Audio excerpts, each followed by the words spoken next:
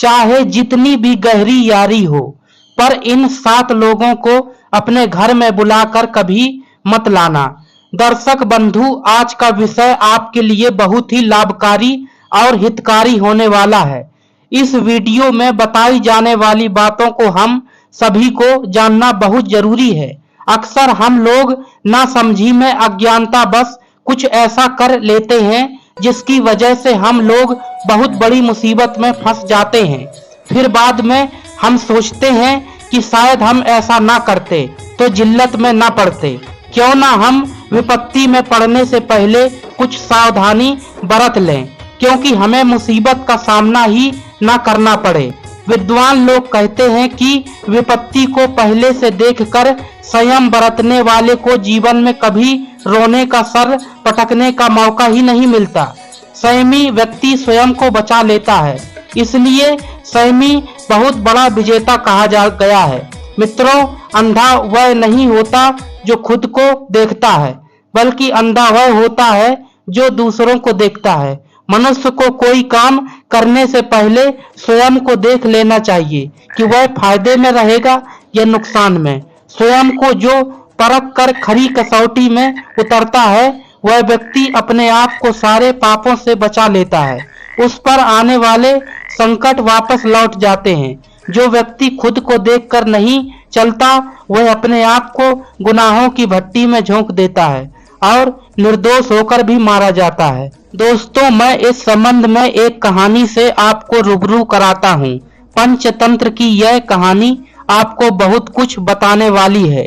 किसी कुएं में एक मेढक अपने परिवार के साथ रहता था। परिवार बड़ा और अशिक्षित था, इसलिए उसके घर में हर समय कलह पड़ी रहती थी। मेढक अपने परिवार और रिश्तेदारों के साथ काफी समय से उसी कुएं में रह रहा था। परिवार में अधिक सदस्य होने के कारण हर समय किसी न किसी बात पर झगड़ा होता रहता था। मेढक के दामाद उसे बहुत तंग करते थे। एक दिन उन्होंने मिलकर मेढक को बहुत पीटा। मेढक ने भी तंग आकर अपने दामादों को सबक सिखाने का मन बना लिया था। एक दिन वह रस्सी में लटक कर बाहर निकल गया था और उनसे बदला लेने की सोच रहा था। तभी उसकी नजर बिल में घुसते हुए एक सर्प पर पड़ी। मेढक को बदला लेने का उपाय सूझ गया था।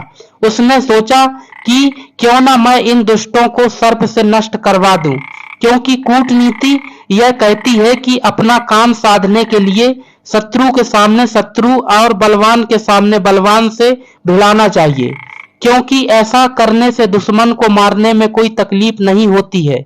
कहते हैं जिस तरह कांटे से कांटा निकाला जाता है, उसी तरह दुख देने वाले शत्रु को शत्रु के द्वारा ही नष्ट कराना चाहिए।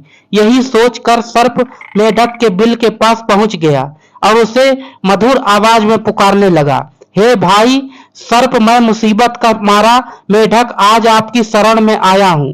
मेरे रिश्तेदारों ने मिलकर मुझे बहुत पीटा है।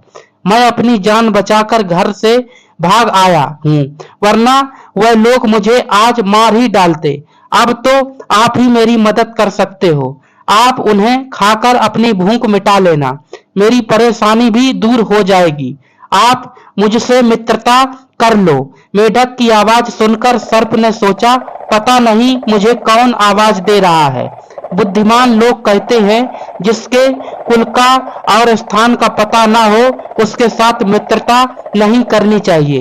हो सकता है कोई मुझे इस तरह बुलाकर बंधन में फांसना चाहता हो। सर्प ने पूछा, अरे भाई तुम कौन हो? कृपया मुझे अपना पूरा परिचय दीजिए। मेढक कहने लगा, मित्र, मैं मुसीबत का मारा मेढक हूँ और आपसे दोस्ती करना चाहता हूँ। सांप ने कहा, अरे भाई तुम क्या कह रहे हो?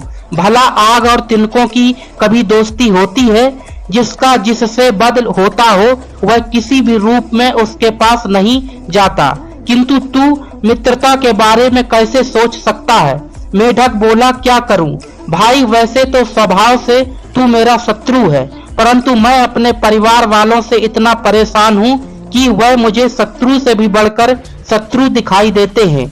एक कहावत है, जब सर्वनाश उपस्थित हो जाए और प्राण बचाना मुश्किल हो जाए तो शत्रु को प्रणाम करके धन और प्राण की रक्षा करनी चाहिए। मित्रों, मेढक की बात सुनकर सांप ने सोचा कि मैं वैसे भी बूढ़ा हो चुका हूँ, मुझे अब शिकार भी नहीं मिलता है, क्यों न चलकर मैं उन मेढकों को खाकर अपना पेट भर लूंगा। कहते हैं जो व्यक्ति कमजोर हो गया हो उसका कोई सहारा भी ना हो, ऐसे व्यक्ति को कोई ऐसा सहारा पकड़ना चाहिए जिससे उसकी जीविका चलती रहे। इस प्रकार मेढक सर्प के साथ चल दिया। मेढक ने कहा, मित्र एक बात याद रखना, जिसको मैं आपको बताऊं आप उसी को खाते जाना, क्योंकि उसी कुएं में मेरी पत्नी और बच्चे रहते हैं। सर्प कहने लगा, मित्र तुम चिंता मत करो, आप जिसे कहोगे हम उसी को ही खाएंगे। मैंने तुम्हें अपना मित्र माना है, डरने की कोई बात नहीं, मैं केवल अब तुम्हारे इशारे पर ही काम करूंगा। मित्रों, इस प्रकार मेढक ने सर्प को ले जाकर कुएं के एक खोखले में बैठा दिया और हाथ का इशारा करके अपने शत्रुओं को उसे दिखा देता था। सैकड़ों मेढकों को देखकर सर्प मन ही मन बहुत खुश हुआ। सोचने लगा, इस मूर्ख ने तो मुझे स्वर्ग का सुख दे दिया। अब तो वह सर्प प्रतिदिन 1-2 मेढकों को खाने लगा। कुछ ही दिनों में उसने मेढक के सारे शत्रुओं को खा लिया। जब कोई शत्रु बाकी नहीं बचा तब सांप ने मेढक से कहा, अरे भाई मेढक, तुम्हारे शत्रु तो मैंने सब समाप्त कर दिए हैं, अब तो ये बताओ, मुझे तो भूख लग रही है, मैं अपनी भूख किसे खाकर मिटाऊं। मेढक बोला, मित्र अब यहाँ से आप चले जाओ और बाहर जाकर अपनी भूख मिटा लो, मेरा काम खत्म हो चुका है, मेरे सारे शत्रु मारे जा चुके हैं। मेढक की बात सुनकर सर्प मेढक से बोला, अरे मूर्ख, तू मुझे यहाँ से जाने के लिए कह रहा है, अब बताओ मैं कहाँ जाऊंगा, मेरे बिल में तो किसी और ने अधिकार जमा लिया होगा। अब तो भलाई इसी में है कि तुम मुझे यहीं रहने दो और अपने परिवार से ही मेरे खाने का प्रबंध करते रहो, नहीं तो मैं सबको खा जाऊंगा। मित्रों, मेढक बेचारा बुरी तरह से फंस गया था। वह अपनी भूल पर पछता रहा था, सोच रहा था, काश मैं इस सांप को यहाँ नहीं लाता, अब तो मेरे और मेरे परिवार के ऊपर संकट आ खड़ा हुआ है। अब इसे मैं मना करूंगा तो यह सबको खाएगा। इससे बचने का अब तो एक ही उपाय है कि इसे एक मेढक खाने को रोज देता रहूं। किसी ने सच कहा है कि अपने से अपार ताकत वाले शत्रुओं के साथ जो मित्रता करता है वह स्वयं ही जहर खाता है, इसमें कोई शक नहीं। मेढक सोचने लगा कि जहां सब कुछ जाता हो वहां अगर थोड़ी सी चीज देकर बात बनती हो तो दे देना चाहिए, क्योंकि ताकतवर व्यक्ति के मामले में पर जो निर्बल पुरुष दान भी मन से नहीं देता है, बाद में वह सब कुछ छीन लेता है। चतुर व्यक्ति वही है जहां सब कुछ जाता हो वहां आधे को ही बचा ले, क्योंकि सर्वनाश उसके लिए दुष्कर हो जाता है। थोड़े के लिए बुद्धिमान पुरुष अधिक का नुकसान नहीं करते। मेढक भी लाचार होकर उसे एक मेढक रोज खाने को देने लगा। एक दिन सांप ने अन्य मेढकों को खाने के बाद मेढक के पुत्र को ही खा लिया। इस बात से मेढक बहुत दुखी हो गया और रोने लगा। तब उसकी पत्नी ने कहा, अरे दुष्ट, अब क्यों रोता है, तूने तो अपनी जाति को ही समाप्त कर डाला। यह भी नहीं सोचा कि दुख के समय अपने ही जाति के लोग काम आते हैं। कहते हैं कि गंदे कपड़े पहनकर चाहे जहां भी बैठा जा सकता है, उसी तरह आचार भ्रष्ट की चर्चा नहीं करता। अब रोने से कोई फायदा नहीं, इसलिए यहाँ से भागने में ही भलाई है। इतना कहकर मेढक वहां से भाग निकला।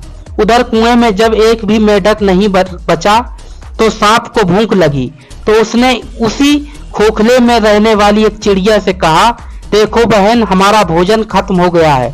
मेढक भी यहाँ से धोखा देकर चला गया है। अब तुम एक काम करो, तुम जाओ और वह मेढक पास के ही तालाब में गया है, तुम उसे बुला लाओ। सर्प की बात मानकर चिड़िया मेढक को ढूंढती हुई पास के तालाब में गई और उसने सर्प के बुलाने की बात मेढक को बताई। मेढक कहने लगा, अरे जाओ और जाकर उस दुष्ट से कह देना कि वह अब सर्प के जाल में फंसने वाला नहीं है, किसी धूर्त का विश्वास नहीं करना चाहिए, क्योंकि कहते हैं भूखा आदमी कौन सा पाप नहीं करता, कमजोर आदमी निर्दयी हो जाता है। मेढक बोला, सब कुछ खोकर अब मेरी समझ में आ गया है कि अपनों के साथ विरोध, बलवान के साथ स्पर्धा, स्त्री, वृद्ध, बालक, मूर्ख के साथ कभी विवाद नहीं करना चाहिए। मूर्ख पुत्र, मूर्ख कन्या, क्रोध करने वाली स्त्री, दरिद्रता, दुष्ट पुरुषों की सेवा, नित्य कर्जा लेकर खाना, ये 6 बातें सुख देने वाली नहीं होती। इनसे मनुष्य को दुख ही प्राप्त होता है। मेढक अब समझ चुका था, आपस की कलह हमेशा दुख का कारण बनती है। इतिहास साक्षी है, आपसी कलह से ही महाभारत हुआ, आपसी कलह होने से ही हमारे देश पर मुगलों का और अंग्रेजों का शासन हुआ। कहते हैं कि भूल कर भी इन 7 लोगों को घर में नहीं बुलाना चाहिए, चाहे जितनी भी गहरी दोस्ती हो। वे 7 लोग कौन से हैं, तो आइए जानते हैं। नंबर 1, बुरे काम करने वाले लोग, उनसे चाहे जितनी भी गहरी दोस्ती हो, उन्हें अपने घर बुलाकर नहीं लाना। नंबर 2, बहुत अधिक खाने वाले। नंबर 3, सबसे बैर बांधने वाले। नंबर 4, बहुत बड़े ठग। नंबर 5, हिंसक कार्य करने वाले, जो दूसरों को कष्ट देकर सुखी होने की कामना करते हों। नंबर 6, देश और काल का ज्ञान न रखने वाले, जिसके देश और कुल का पता ना हो, जिसे समय का ज्ञान ना हो। नंबर 7, निंदित वेशभूषा रखने वाले, जो लोग ऐसी वेशभूषा बनाकर रखते हों जिसकी सब लोग निंदा करते हों, उन्हें अपने घर में भूलकर भी लिवाकर न लाएं। मित्रों, इन 7 लोगों को कभी भी अपने घर लिवाकर न लाएं, और यदि आ भी जाएं, अपने घर में ठहरने न दें। वह आपको भी हानि पहुंचा सकते हैं, और फिर कहीं आपके घर में पकड़े गए तो आपको भी उसी दोष का दोषी मान लिया जाएगा। पापी, दुराचारी, अत्याचारी को शरण देना उतना ही बड़ा पाप है जितना कि उस करने वाले का। कहते हैं कि दुष्टों के साथ रहने से सज्जन भी उसी तरह नष्ट हो जाते हैं, जैसे सूखी लकड़ी के साथ मिलने पर गीली लकड़ी भी जल जाती है। इसलिए ऐसे लोगों से कभी संबंध ना रखें, ना उनके साथ जाएं, ना अपने घर बुलाकर लाएं। ऐसे लोगों से हमेशा दूरी बनाकर रखने में ही भलाई है।